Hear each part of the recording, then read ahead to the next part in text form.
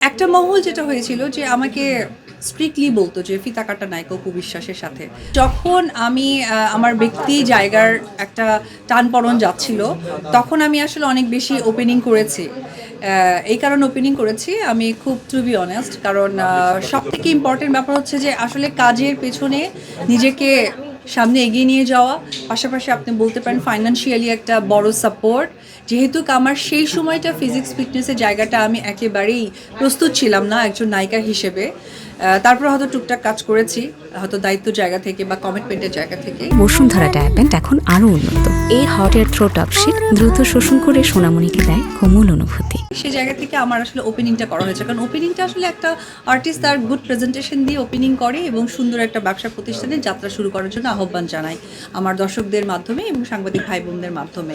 তো এটা আমি এত বেশি সংখ্যক করেছি, আমাকেও সকলে চেয়েছে, আমি করেছি।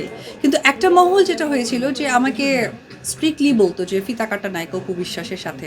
তো বিষয়টা আমি কখনোই দুঃখের সাথে দেখিনি, আমি এই কারণে দেখিনি কারণ it's part of my job.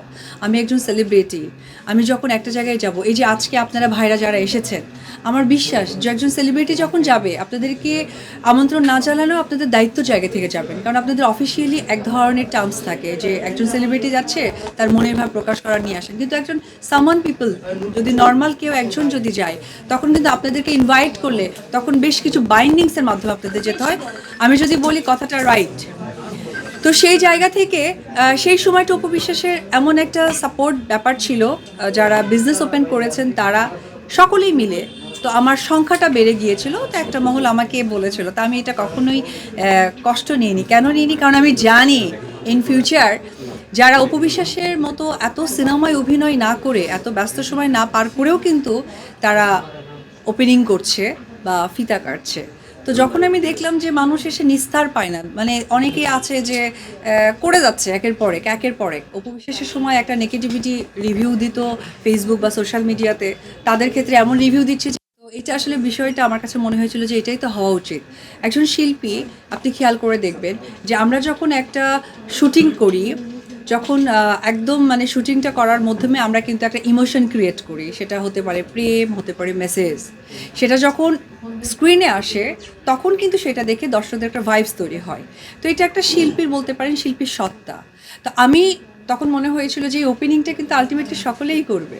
আমাকে নিয়ে হাসি ঠাট্টা করছে, আমি কোনো প্রতিবাদ করিনি অ্যান্ড করবো না। আমি জাস্ট ওয়েট অ্যান্ড সি, দেখি যারা যারা করেছে, যে মহল থেকে করেছে তারা কি করে। So end of the time তারা আমার থেকে রাইট নাও অনেক বেশি করছে। তো এটা আসলে আমি কাউকে ট্রিক্স অ্যান্ড ট্রিক করে বলিনি।